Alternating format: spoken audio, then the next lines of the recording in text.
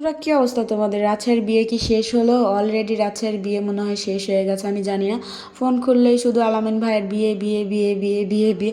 তো আলহামদুলিল্লাহ বিয়ে হয়ে গেছে, দোয়া করি তারা সুখে থাকুক। তো আমি আজকে রান্না করছি সিম দিয়ে। এটা কি মাছ তোমরা বলো, আমি মাছের নাম জানি না। এটা মনে হয় যে বলে পাবদা, পাবদা মাছ বলে। তো আস্তে আস্তে মাছের নাম শিখে নিচ্ছি, যেহেতু আমি মাছ খাই না, আমার মেয়ে মাছ খায় না, এই জন্য মাছের নামটাও আমার মনে থাকে না। তো ভয়েস দেওয়ার সময় মনে করি যে আগে আমি প্র্যাকটিস করে নিই কোন মাছের কী নাম, আমি খাতায় লিখে রাখি যে এই মাছের এটা নাম, ভয়েস দেওয়ার সময় বলবো। তো এই হয় কাহিনী। তো আমি বিচিওয়ালা সিম দিয়ে এই যে পাবদা মাছ রান্না করছি। এভাবে কে কে রান্না করে খাও তোমরা একটু বললো তো।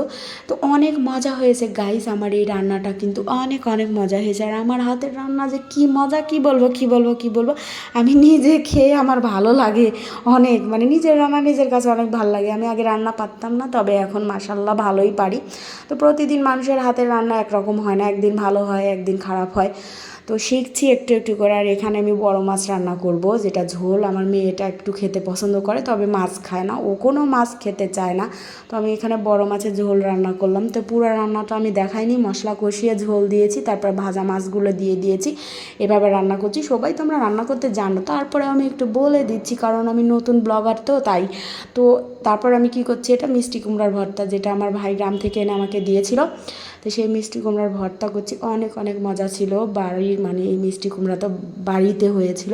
বাড়ির জিনিস খেতে অলরেডি মানে বেশি স্বাদ লাগে। আর বাড়ির জিনিসের স্বাদটা জানি কেন এমনি বেড়ে যায়, যেভাবেই রান্না করি অনেক ভালো লাগে। তারপরে আমি এখানে রান্না করছিলাম কোয়েল পাখির ডিমের ভুনা। তো আমার মেয়ে খুব বলছিল ডিম ভুনা খাবে ডিম ভুনা খাবে, বাসায় তো মুরগির ডিম ছিল না, হাঁসের ডিম ছিল না, তাই কোয়েল পাখির ডিমটাই ভুনা করছি। ইউটিউবে দেখছি অনেকেই এই রান্নাটা করছে, কোয়েল পাখির ডিম ভুনা। আমরা কোনো দিন কোয়েল পাখির ডিম ভুনা করে খাই নাই। তো আজকে প্রথম আমার মেয়ের আবদারে কোয়েল পাখির ডিম ভুনা করছি। মশলাটা কষিয়ে পেঁয়াজ ভেজে, মশলা কষিয়ে ডিম ভেজে ডিমটা দিয়ে দিয়ে কষিয়ে কষিয়ে কষিয়ে তারপরে ঝোলটা দিয়ে দিব।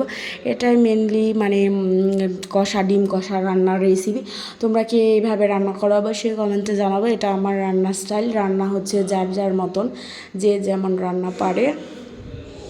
রান্না করাটা কিন্তু একটা শিল্প, যে যার মতো রান্না করে। তো আমি এইভাবে রান্না করি, আমার মতো অনেকেই করে, আবার অন্য রকম করেও রান্না করে। তো আমার অলরেডি ডিমের ভুনা হয়ে গেছে, এটা খেতে অনেক অনেক মজা ছিল।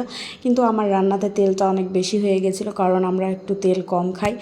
আমার মেয়ের তেল কম খায়, আমি তেল খাই। তারপরে আমি একটা সুজি দিয়ে নাস্তা করছিলাম বিকালে, এটাও একটু দেখিয়ে দিলাম। এটা সুজি দিয়ে আলু দিয়ে রান্না করছি, এটাও চায়ের সাথে টা হয়ে যায়, খেতে অনেক অনেক মজা হয়। তো আজকে এই চায়ের সাথে টা পর্যন্ত সবাই ভালো থাকবে, আমার জন্য দোয়া করবে। আর আমরা যারা নতুন আছি সবাই সবার ভিডিও দেখবে। আল্লাহ হাফেজ।